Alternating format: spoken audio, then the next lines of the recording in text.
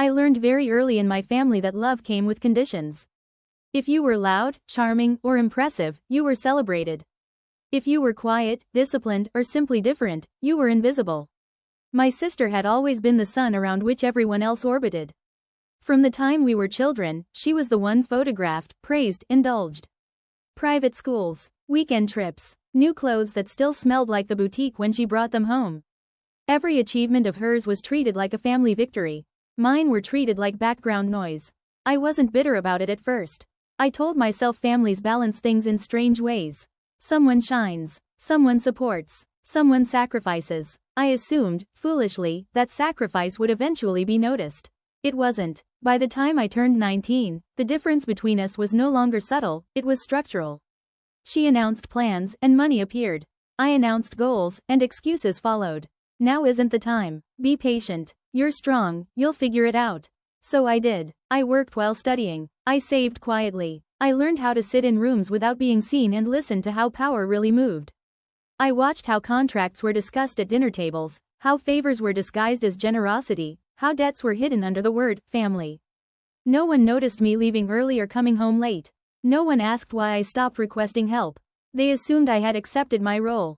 They were wrong. The turning point didn't come with a fight. It came with an invitation. Our grandmother's jubilee was announced months in advance. A lavish celebration planned at a private estate, the kind of event where appearances mattered more than truth. My sister was thrilled. She treated it like another stage. Another chance to perform. I was invited out of obligation. In the weeks leading up to it, the family conversations revolved around her. What she would wear, who she would arrive with, how impressive her next steps were going to look to extended relatives. I listened. I smiled. I said very little. Behind the scenes, I finalized something of my own. On the day of the event, I arrived early. Not to help, not to impress, just early enough to watch how people behaved before the audience arrived. The staff moved carefully. The planners whispered. Everything was choreographed. My sister arrived late, as expected, making an entrance. Heads turned. Compliments flowed. She soaked it in. No one noticed where I sat. Dinner was served. Speeches began. Glasses clinked. My sister stood to speak about family unity, about gratitude, about how supported she had always felt. I looked around the table. The irony was almost elegant.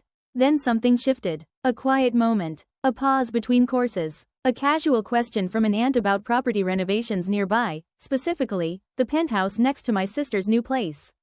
My sister laughed and waved it off. Said something dismissive. And then added, half joking, who would even buy something like that? Total waste. I set my fork down. And for the first time that evening, I spoke.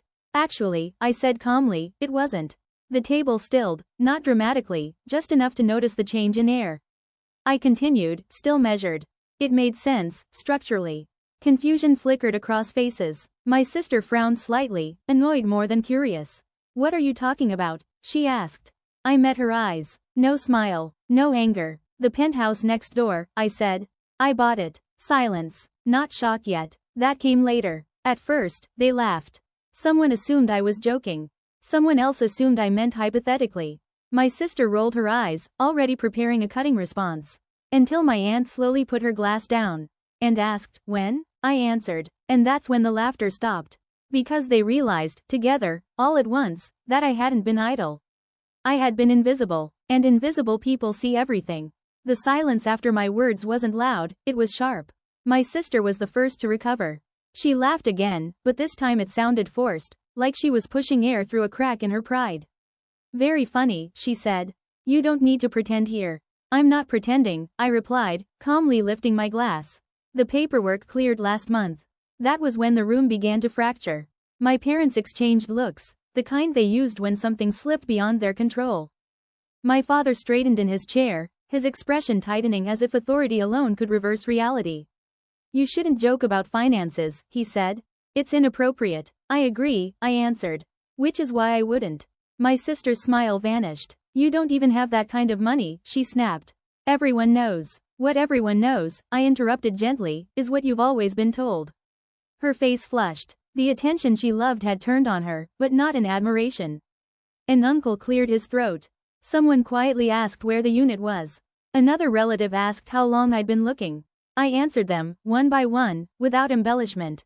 The more I spoke, the more the story unraveled. the story my family had told themselves about me. That I was drifting, that I was dependent, that I was figuring things out. My mother finally leaned forward. "So you've been hiding things," she said, accusation sharp in her tone. "No," I replied. I stopped announcing them. That landed harder than anything else I'd said. Because it was true. I hadn't hidden success. I had simply removed it from a system that never acknowledged it unless it could control it. My sister stood up abruptly, chair scraping against the floor. "This is ridiculous," she said. "Even if you did buy it, which I doubt, you probably did it to spite me." I looked at her, not with anger, not with satisfaction, but with clarity. "I did it because it made sense," I said. "Just like every decision you've ever made sense, to you." Her mouth opened, then closed. For the first time in her life, she didn't have the room on her side. The conversation moved on awkwardly, but the damage was done. Whispers followed me when I stood. Eyes tracked me when I left the table. My parents avoided the subject entirely, which told me more than confrontation ever could. Later that evening, my father cornered me near the balcony. "You embarrassed your sister," he said quietly. I answered a question, I replied. "You should have warned us," he said. "Family doesn't operate like this." I met his gaze. "Exactly," I said. That night, I left early. Not because I was uncomfortable, but because I had said what needed to be said. I thought that would be the end of it. I was wrong. Because exposure doesn't end conflict. It begins retaliation. Within days, the calls started. First concern, then confusion, then pressure. My mother asked why I hadn't involved them. My father asked who had helped me. My sister didn't call at all. Instead, she acted. She began telling relatives that I had made a reckless purchase.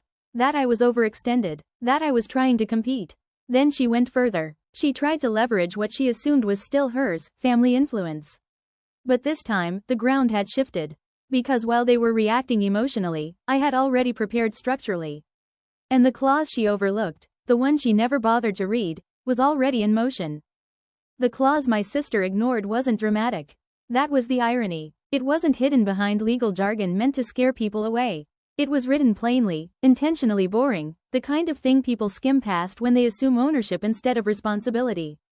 It stated that any residential purchase connected to shared family proximity triggered a disclosure requirement, not to the family, but to the financial partners involved in adjacent holdings.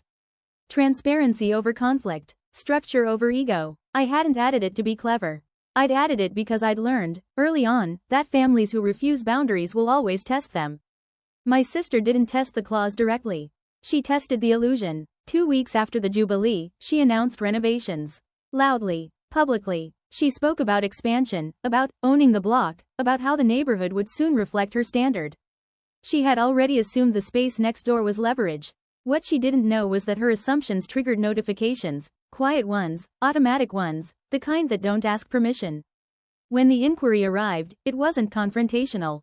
It was procedural. Requests for clarification, proof of control, documentation of intent. My sister panicked. She called our parents first. Then she called me. Her voice was tight, controlled, pretending nothing was wrong. "Did you file something?" she asked. "No," I replied. "I closed something." She didn't understand at first. That was the second illusion breaking. The first was realizing I'd bought the property. The second was realizing I hadn't bought it for her. By the time the review concluded, the conclusion was simple. Her plans relied on access she didn't have, authority she couldn't prove, and narratives no longer supported by facts. Projects stalled. Investors stepped back. The praise quieted. My parents tried to intervene, softly this time. Carefully. They asked for conversations instead of issuing instructions. They asked what could be done to smooth things over. I told them the truth. "Nothing," I said, because nothing is broken. My sister didn't yell when she finally confronted me. She didn't cry. She just looked small. "You planned this," she said. I shook my head. "I planned for myself." She searched my face for guilt. For hesitation. For the version of me she was used to controlling. She didn't find it. Because this wasn't revenge. It was alignment. The family dynamic adjusted the only way it ever could, by removing the illusion that everything revolved around her. People stopped assuming, stopped praising blindly, stopped dismissing me, and quietly, without ceremony, the hierarchy dissolved. Months later, I visited the penthouse alone. The lights from the city below were steady, unbothered by family drama. I stood by the window and thought about how long it had taken to be seen, not loudly, not dramatically, but accurately. They gave my sister luxury, trips, and praise. I bought something else. I bought independence. And once the illusion ended, nothing could put it back together.